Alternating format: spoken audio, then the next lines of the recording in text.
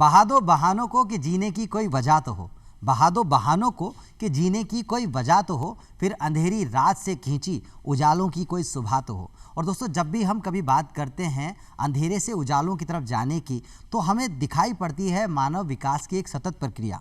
वो प्रक्रिया जो विविधताओं में एकता वाले हमारे, या यूँ कहें कि सांस्कृतिक विविधताओं वाले इस देश में हमें सिखाती है कि हम सब एक हैं।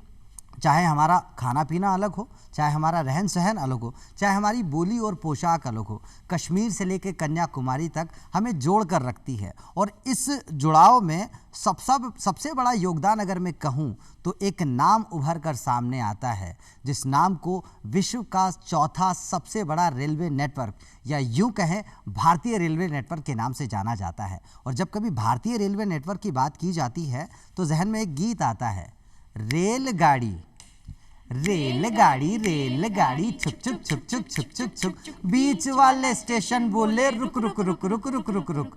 लेकिन रुकने की तो बात हो ही नहीं सकती। क्यों नहीं हो सकती? क्योंकि वही रेलगाड़ी हमें ये भी तो कहती है कि गाड़ी बुला रही है, सीटी बजा रही है, चलना ही जिंदगी है, चलती ही जा रही है।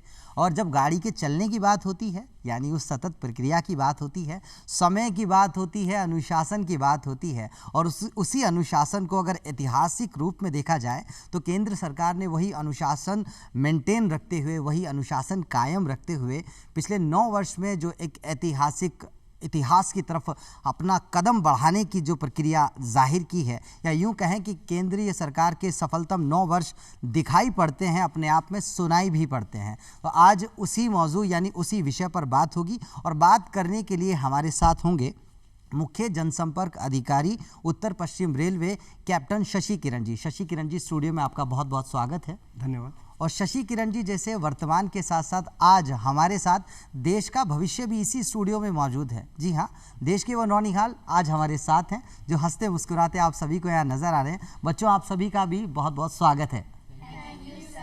और वाकई में आज का जो ये बहुत अपने आप में बहुत अलग सी ये बात दिखाई पड़ती है। बात हम इतिहास की करते हैं, वर्तमान में हम जी रहे हैं और भविष्य को हम लक्षित कर रहे हैं। इससे खूबसूरत बात नहीं हो सकती। शशि किरण जी, जब इस तरह का माहौल आप देखते हैं, क्या कुछ पहली बार आपको सुनाई दिखाई पड़ता है इस माहौल को देखने के बाद? सही कहा आपने। जो बदलते भारत की जो नई तस्वीर है वो सबसे अच्छी तरह से जो परिलक्षित होती है वो भारतीय रेल में होती है। आप देख रहे हैं नई टेक्नोलॉजी का जो प्रादुर्भाव हो रहा है, नए आयाम आ रहे हैं सामने। अगर मैं बात करूं भारतीय रेल की जो चौमुखी विकास हो रही है, जैसे कि स्टेशन रीडेवलपमेंट की बात करूं, बड़े बड़े जो हमारे मेजर स्टेशन हैं उनका हम बहुत ही बड़े स्केल पर अपग्रेडेशन कर रहे हैं। स्वदेशी तकनीक की अगर मैं बात करूं, जो मेक इन इंडिया, जो हमारे माननीय प्रधानमंत्री मोदी जी का विज़न है, जो मिशन है कि स्वदेशी तकनीक से हम अपने इंडिया को हम अपना और सक्षम बनाए, हम संबल हो पाएँ, उसी क्रम में हमने बहुत सारे ऐसी टेक्नोलॉजी डेवलप की है। जैसे उनमें एक है कवच, जो कि एक टक्कर रोधी प्रणाली है। और अगर मैं बात करूँ सबसे महत्वपूर्ण जो कि भारतीय रेल में की गई है, वो है वंदे भारत, जो हमारी भारत की सेमी हाई स्पीड ट्रेन है, जो कि पूर्णतः तरीके से अपने भारत में ही बनाई गई है। और हमारा सौभाग्य है कि राजस्थान की पहली वंदे भारत जो है वो 12 अप्रैल को माननीय प्रधानमंत्री मोदी जी के हाथों से ही उनके कर कमलों से इनॉग्रेट हुई थी। और तब से ये जो अनवरत प्रक्रिया चल रही है, माननीय प्रधानमंत्री जी ने 5 और वंदे भारत की सौगात दी है, और इस तरह से 23 नई वंदे भारत जो है पूरे भारत में नई नई जगहों पे हर कोने को जोड़ रही है। जैसा आपने बताया कि अलग अलग सांस्कृतिक विविधताओं को जोड़ते हुए और समेटते हुए भारतीय रेल एक नए आयाम से नए पैमाने पर बढ़ रही है। मैं बताना चाहूँगा कि ये जो वंदे भारत, हमारी जो वंदे भारत है, राजस्थान की जो अपनी वंदे भारत जो हम कहते हैं, उसकी ना सिर्फ ये विशेषता है कि ये पूर्णतः स्वदेशी तकनीक से बनी हुई है, बल्कि इसमें जो टेक्नोलॉजिकल जो अपग्रेडेशन किए गए हैं, जैसे कि कवच जो मैंने बताया, इसके अलावा इसमें फायर अलार्म सिस्टम बना हुआ है, ऑटोमेटिक स्लाइडिंग डोर्स बने हुए हैं, और टॉक बैक सिस्टम भी है, जिससे कि गार्ड जो है लोको पायलट से बात कर सकता है, किसी पैसेंजर को अगर इमरजेंसी है तो वो बात कर सकता है। 360 डिग्री रोटेशन होने वाले इसमें सीट्स हैं एग्जीक्यूटिव क्लास में। तो एक ऐसी अनुभूति और एक ऐसी अवधारणा के साथ हमने इस वंदे भारत को डिज़ाइन किया गया है, जिससे कि आपको एक वर्ल्ड क्लास का फील होगा। उसके अलावा सबसे जो अहम बात है इस हमारी जो वंदे भारत की, वो है कि इसमें हमने हाई राइज पैंटों का उपयोग किया है। मैं इस माध्यम से आपके सारे दर्शकों को बताना चाहूँगा कि हमारे यहाँ माल लदान को बढ़ाने के लिए उस उद्देश्य से हमने जो ओवरहेड इलेक्ट्रिकल वायर जो होती हैं उनकी ऊंचाई हमने डबल कर रखी है, ताकि हम वहाँ पे उसमें माल लदान डबल स्टैक के थ्रू कर सके। तो हमारे लिए एक बहुत बड़ा चैलेंज था, क्योंकि अभी तक जो वंदे भारत जो बनी थी, जो राजस्थान की वंदे भारत आने से पहले, वो सारी नॉर्मल वंदे भारत थी, जो कि नॉर्मल हाइट पे थी, जिनकी ओएचई की जो हाइट थी, ओवरहेड बिजली की तार की जो हाइट थी, वो नॉर्मल थी। इस कंस्ट्रेंट के कारण से कि चूंकि डबल हाइट वाली तार थी, एक पूरी इस तकनीक, स्वदेशी तकनीक में नया बदलाव करते हुए चेन्नई में इस पूरे ट्रेन का नया बदलाव किया गया, नई तकनीक लाते हुए राजस्थान की वंदे भारत आई है। तो एक बहुत बड़ा ही गर्व का विषय है कि राजस्थान की जो वंदे भारत है ना सिर्फ सफलतापूर्ण तरीके से चल रही है, बल्कि हम सबके लिए एक प्रेरणादायी विषय भी है कि इन सारे सालों में जो केंद्र सरकार के हुए हैं, इनमें हम नए नए कुछ आयाम भारतीय रेल स्थापित करती जा रही है। और गर्व की बात हो भी क्यों ना, अगर मैं आसान भाषा में कहूँ, अंतर्राष्ट्रीय सुविधाओं से ओतप्रोत एक ऐसा विषय, अगर मैं कहूँ भारतीय रेलवे की बात करूँ और उस विषय में एक नया इतिहास जोड़ने की बात करूँ, वंदे भारत की बात करूँ, जो बुलेट ट्रेन से एन पहले सेमी हाई स्पीड की बात करूँ, वहाँ वंदे भारत का नाम अपने आप उभर कर सामने आता है, जो भारत के कौशल का विकास कहीं ना कहीं उसका प्रतिबिंब दिखाई पड़ता है। और जो सारी बातें दर्शकों, जो अभी सारी की सारी बातें कैप्टन शशिकरण जी अपनी बातों में लेकर आपको सुना रहे हैं, बता रहे हैं, उस सारे लम्हों को जिया भी है आज हमारे इन नौनिहालों ने, इन प्यारे से बच्चों ने। तो क्यों ना इनकी ज़बानी जान लिया जाए, उस एक्सपीरियंस को, उस अनुभव को। तो सबसे पहले हम बात करेंगे और ये जानने की कोशिश करेंगे, जब किसी भी सफ़र की बात की जाती है, उस सफ़र से पहले उस सफ़र की एक परिकल्पना या कल्पना हमारे जहन में होती है। हम सोचते हैं ऐसा होगा, वैसा होगा, लेकिन जब इनॉग्रेशन की बात की जाए, जिसका फ्लैगशिप अपने आप में बहुत एक ऐतिहासिक पल रहा, जहां हमारे भारत के माननीय प्रधानमंत्री श्री नरेंद्र मोदी जी खुद आते हैं और वो एक फ्लैगशिप करते हैं, अपने आप में बहुत अविस्मरणीय पल वो रहते हैं। और उन अविस्मरणीय पलों का, उन अविस्मरणीय जो पूरा का पूरा समय है, उसका आप हिस्सा बनते हुए दिखाई पड़ते हैं। कैसा लग रहा था पहली बार जब उस ट्रेन में आप सफ़र कर रहे थे? आपकी ज़बानी जानेंगे। सर, मेरा नाम है भूमिका प्रजापति, मैं कक्षा 9वीं की छात्रा हूँ। सबसे पहले आपको धन्यवाद, आपने मुझे ये अवसर दिया। तो मैं आज मेरा जो वंदे भारत एक्सप्रेस का जो मेरा अनुभव रहा उसे शेयर करना चाहूँगी। तो ये अनुभव एक बहुत अलग और एक मेमोरेबल मोमेंट रहा है मेरी लाइफ में, क्योंकि ये इस ट्रेन ने जो मुझे एक एक्सपीरियंस दिया है वो इसलिए मेमोरेबल है क्योंकि इसकी फैसिलिटी, इसकी स्पीड, और जब मैं गई थी तो मेरी जो परिकल्पना थी और जो मेरी कल्पना थी वो मेरे एक्सपीरियंस से बहुत अलग रही है। मतलब कहते हैं ना, जो शॉक होने के बाद जो आंखें यूँ खुली रह जाती है वो असल में हो गया था मेरे साथ, क्योंकि इसकी फैसिलिटी एकदम हाई फाई थी।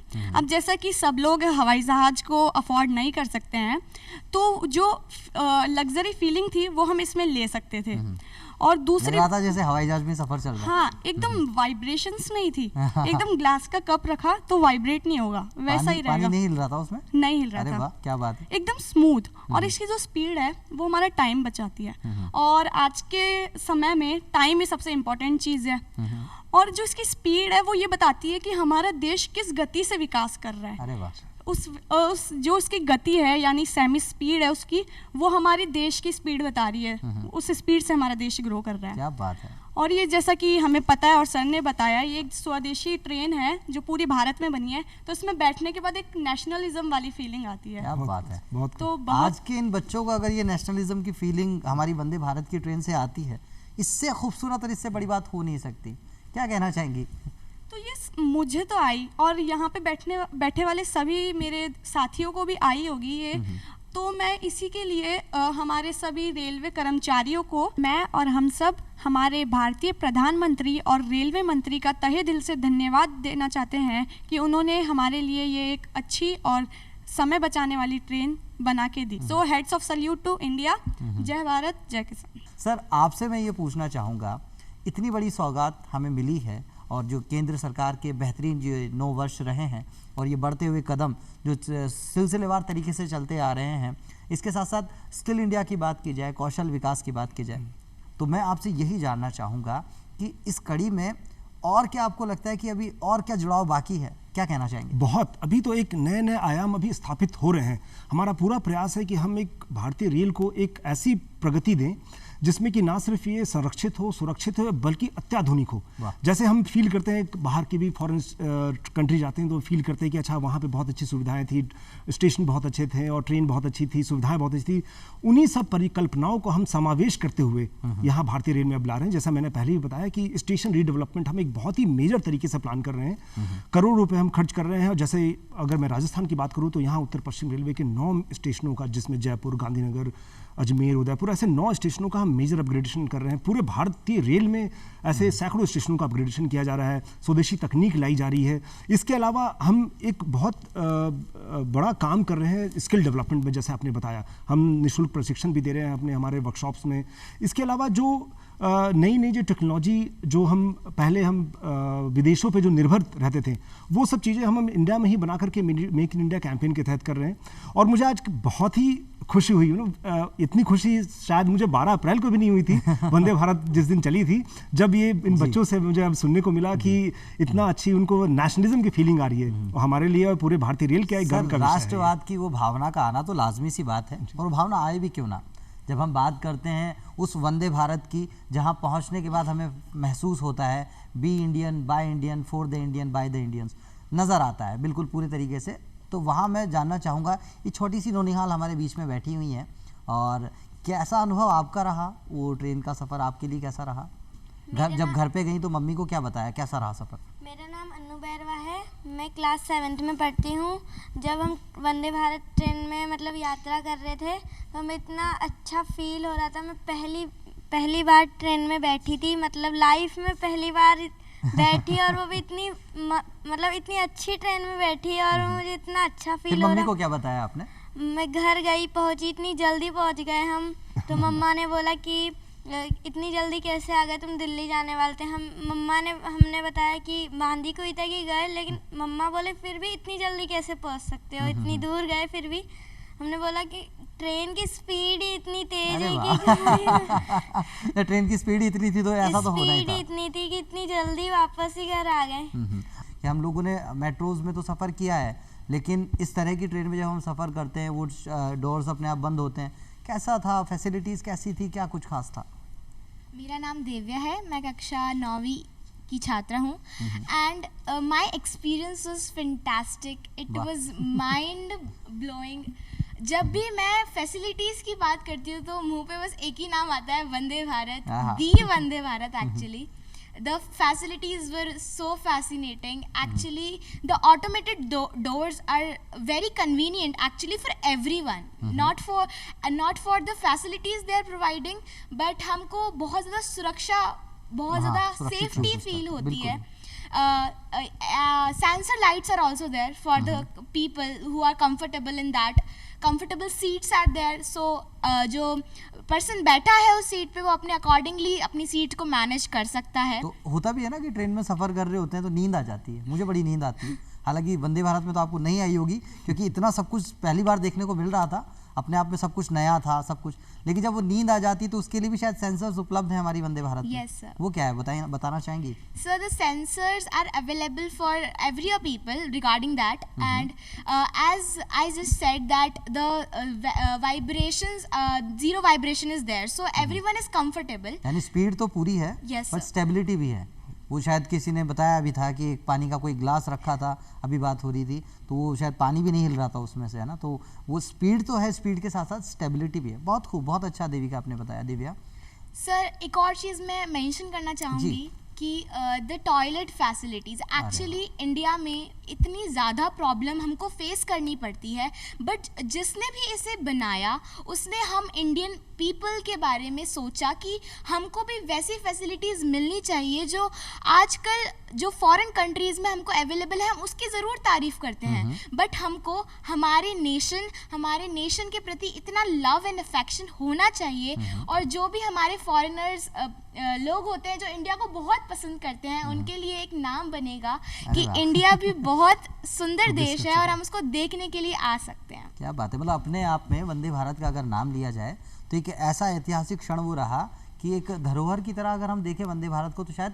अतिशयोक्ति नहीं होगी, इसमें कुछ हैरत अंगेज जैसी कोई बात होगी नहीं, अपने आप में वो धरोहर की तरह हमें नज़र दिखाई पड़ती है। अच्छा, जब देखने दिखाने की बात होती है तो मैंने ये भी सुना है कि ट्रेन में बैठने से पहले एक पेंटिंग कंपटीशन ऑर्गेनाइज हुआ था, और वो ट्रेन दिखती कैसी है उसका जो मोटा मोटा आइडिया आप लोगों को दे के, और उसके बाद वो पेंटिंग्स के रूप में वो चीज़ें दिखाई पड़ी थी।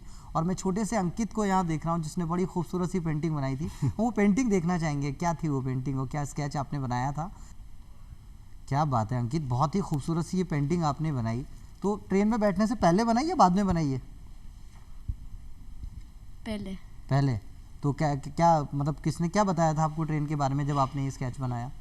हमारे बड़े गुरुजी ने हमको इनको कंपटीशन के लिए बताया था, इसलिए हमने फिर ये ड्राइंग बनाई। क्या लग रहा था जब ट्रेन में गए, वो डोर्स अपने आप बंद हो गए थे? ऐसा तो नहीं लगा था किसी ने बंद कर दिया हमको? ऐसा तो नहीं था ना? नहीं। फिर कैसा लगा जब अंदर गए तब? अंदर गए तब बहुत अच्छा लगा, वहाँ पर खाना भी मिला। अरे वाह, खाना भी बहुत अच्छा था। और पहला काम तो वो कहते हैं ना कि पहले पेट पूजा फिर काम दूजा, है ना? तो अंकित ने खाना खाया, खाने में क्या क्या था वो तो नहीं पूछेंगे हम, लेकिन एक बात की जाती है भारत की, और कहा जाता है कि अतिथि देवो भव।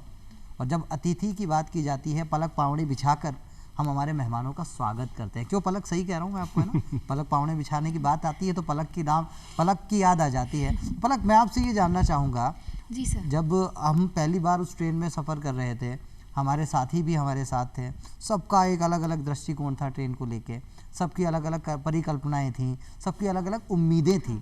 आपकी क्या उम्मीदें थीं, क्या हकीकत रही, बताइए। जिस प्रकार एक वंदे भारत में एक दिन पहले जाने से पहले सभी अपना अपना दृष्टिकोण बनाते हैं, अपनी अपनी परिकल्पना करते हैं, उसी प्रकार मेरी भी परिकल्पना थी। पर जब मैंने वास्तविकता में देखा तो वह जो वास्तविकता थी वो मेरी परिकल्पना से भी बहुत ही ज़्यादा अच्छी थी। और पूरा मतलब हमें पूरी विलासिता का वहाँ पे अनुभव हो रहा था। जैसे कि आज हम हवाई जहाज़ को एक बहुत बड़ा चीज़ मानते हैं कि अगर हमने हवाई जहाज़ में यात्रा की तो वह हमने कितनी अच्छी कितनी बड़ी यात्रा हाँ, थी। कितनी बड़ी यात्रा थी।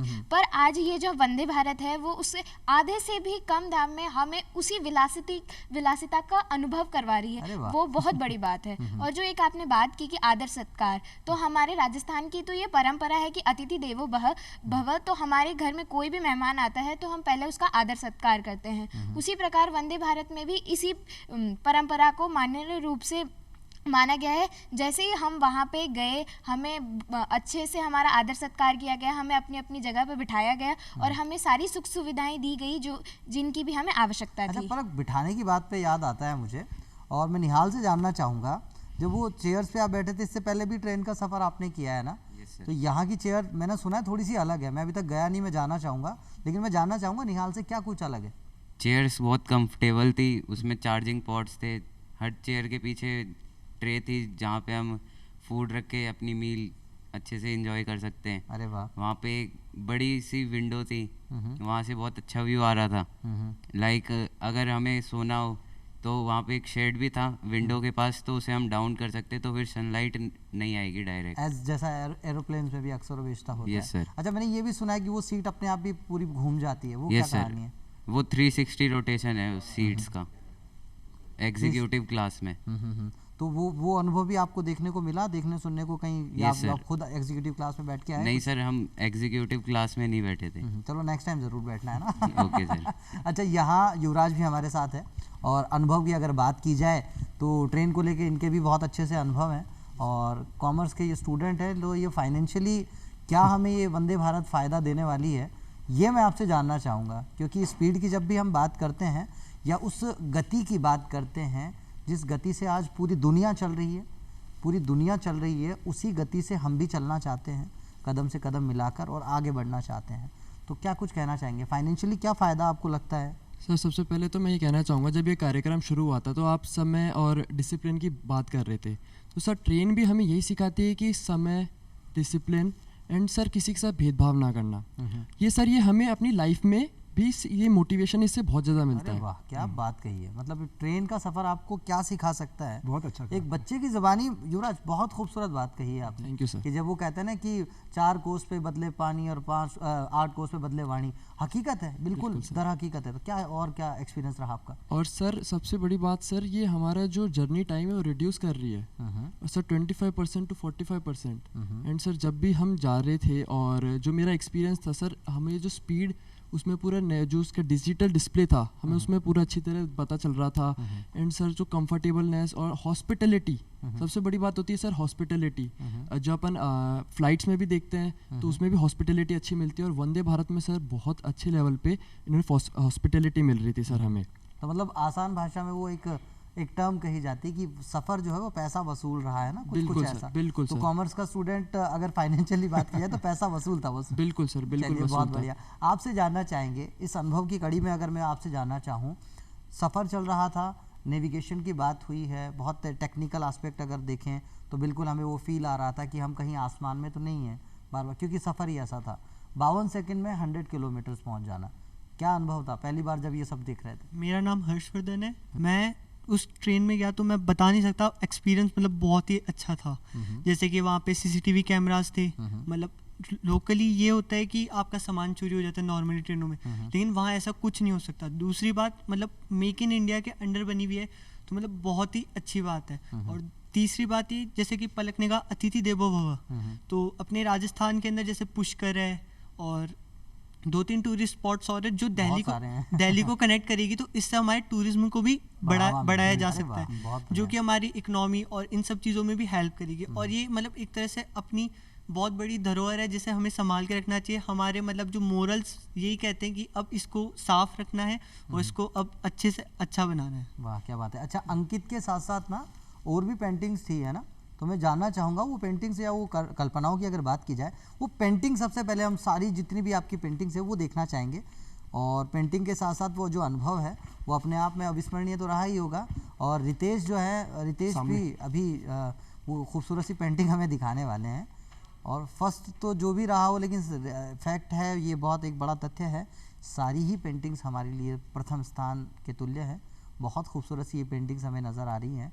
अच्छा, बहरहाल मैं आपसे अगर जानना चाहूँ, जब ये सफ़र चल रहा था और वो कहते हैं ना कि पहले भी हमने, कई लोग ऐसे हैं जो पहली बार ही सफ़र कर रहे थे रेलवे में ही, और कई लोग ऐसे भी थे जो ऑलरेडी रेलवे का जो है सुविधाएं हैं उनका उपयोग कर चुके थे, बावजूद उसके एक बहुत बड़ा कंपैरिजन, बहुत बड़ा फ़र्क नज़र आ रहा था, या यूँ कहें कि भविष्य कितना सुनहरा होगा वो दिखाई पड़ रहा था।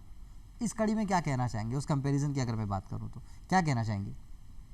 इस कंपैरिजन की बात करें तो बहुत ज़्यादा, तो हम ये कह सकते हैं कि अगर हम ये कंपैरिजन करें तो बहुत बड़ा डिफरेंस हमको मिलेगा, क्योंकि ऐसी ट्रेन में बैठना अनएक्सपेक्टेड है। हम कितनी भी अपनी कल्पना कर लें, but that was unexpected. And अगर हम किसी भी चीज़ की, अगर हम ट्रेन्स की कंपैरिजन करें, नॉर्मल लोकल ट्रेन्स की कंपैरिजन करें वंदे भारत से, तो एक हमको बहुत बड़ा कंपैरिजन मिलता है। Even though it is very affordable for the middle class people, but affordable होने के साथ साथ भी ये हमें वो सारी चीज़ें प्रोवाइड कर रही है जो एक मिडिल क्लास पीपल का सपना होता है कि काश हम भी कर सके। हमारे अंदर एक जुनून होता है ना कि काश हम भी करते तो हम भी बता सकते हैं कि नहीं, मैं वहाँ गई थी, मैं इससे गई थी और मैंने ये किया। तो बहुत सारा सरप्राइजिंग एलिमेंट आपको वहाँ लगा। अच्छा, यहाँ एक बड़ी खूबसूरत सी बात नज़र आती है, रेलवे ने तो हमें बहुत बड़ा तोहफा दे दिया वंदे भारत के नाम का, है ना? और रेलवे के इतने बड़े तोहफे को हम सलाम भी करते हैं, जो हमारे भारत का कौशल है और उस कौशल विकास का जो ये स्वरूप है, जिसे भारतीय रेलवे के बदलते हुए स्वरूप के साथ जोड़कर देखा जाए तो वंदे भारत जैसी एक ट्रेन हमें दिखाई पड़ती है। भविष्य में हमें बुलेट ट्रेन भी दिखाई देगी, लेकिन क्या आपको लगता है, और ख़ास तौर से मैं जानना चाहूँगा जो अपने आप में ख़ास तौर से मैं ये जानना चाहूँगा, जब भारतीय रेलवे हमें इतना बड़ा तोहफा देती है, अब हमारी क्या जिम्मेदारी बनती है? इस कड़ी में क्या कहना चाहेंगे? मैं ये कहना चाहता हूँ कि मैंने ये अनुभव किया कि जो लोकल ट्रेन्स होती है उसके अंदर, मतलब आप देख सकते हैं, मैंने एक बार यात्रा की है लोकल ट्रेन के अंदर, तो मैंने देखा है कि वहाँ पर कई सारे लोग हैं ना, मतलब कुछ भी है ना थूक के चले जाते हैं, तो उससे ट्रेन गंदी होती है। और है ना, अगर एक व्यक्ति अगर ऐसा करता है तो हर एक व्यक्ति ऐसा ही करना शुरू कर देता है, तो ये हमारे लिए बहुत ज़्यादा बुरी बात है।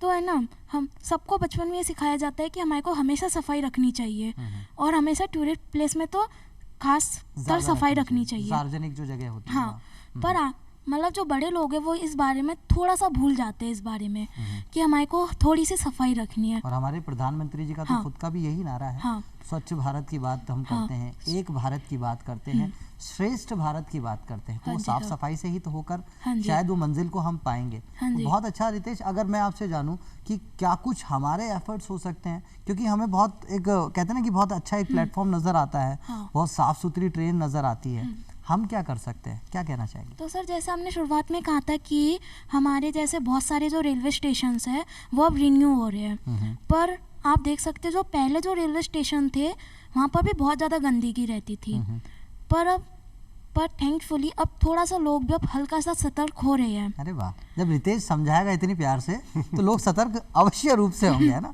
अच्छा, आपसे जानना चाहेंगे, जब रेल का ये सफ़र चल रहा था, ये रेल की ये यात्रा चल रही थी, एक गाना है ना सफ़र को लेके सर, ये ज़िंदगी एक सफ़र है सुहाना, यहाँ कल क्या हो किसने जाना। तो सफ़र शुरू हुआ, जयपुर से हम शुरू करके और बांदीकुई हम पहुँचे, तो मुझे सुनने को मिला कि जो फूड के पैकेट्स मिले थे, कई लोगों का खाना भी पूरा नहीं हो पाया, इतनी स्पीड से वो ट्रेन जो है बांदीकुई तक पहुँच गई। ये सच है?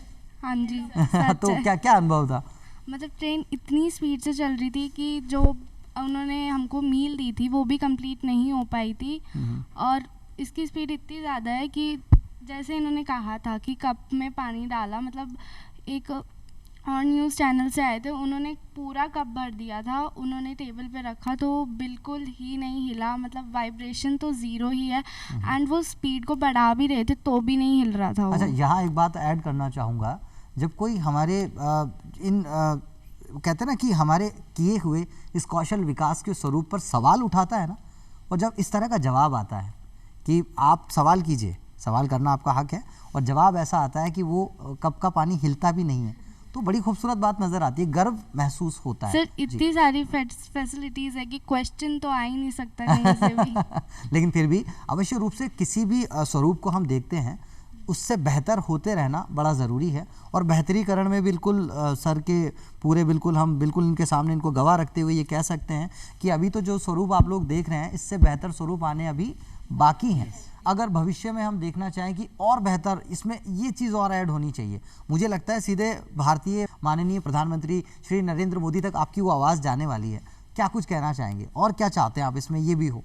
मेरे पास तो शब्द नहीं है कि ये बताने के लिए जो हमने जो एक्सपीरियंस किया उस दिन, मतलब वो सारी फैसिलिटीज़ मेरे ख्याल से आज तक हमने इंडिया में देखी ही नहीं थी। मतलब आज मुझे ये महसूस हो गया उस दिन कि हमारा भारत भी आज दूसरी देशों से प्रतिनिधि बनने के लिए सक्षम हो गया है, मतलब वो उनसे कंपटीशन कर सकता है। अब हमारा भारत भी सक्षम है, और विश्व गुरु बनने की अगर जब बात हम करते हैं तो कहीं ना कहीं इस तरह के जो तकनीकी पहलुओं में जब हम सक्षम होकर विकासशील से विकसित होने के सफ़र की जब हम बात करते हैं, तो मेरे ख्याल से बच्चे खुद इस बात के गवाह हैं, और वाकई में जी ये 9 वर्ष रहे हैं अपने आप में अविस्मरणीय और ऐतिहासिक इसलिए भी हो जाते हैं कि और इतने भी नए आयामों की मैं बात करना चाहूँगा कि जैसे आपने बोला था, ये बदलते भारत की जो तस्वीर भारतीय रेल में देख रहे हैं, नए अभी आप देखेंगे प्रोजेक्ट्स आ रहे हैं, जो जैसे डबलिंग, अभी हमारे जैसे बहुत जगह सिंगल लाइन से वहाँ डबलिंग का काम हो रहा है, बहुत जगह हम नई लाइनों का निर्माण कर रहे हैं। ऐसे अभी भी कुछ सुदूर क्षेत्र हैं पूरे भारत में, राजस्थान में भी कुछ ऐसे सुदूर क्षेत्र हैं, वहाँ पे हम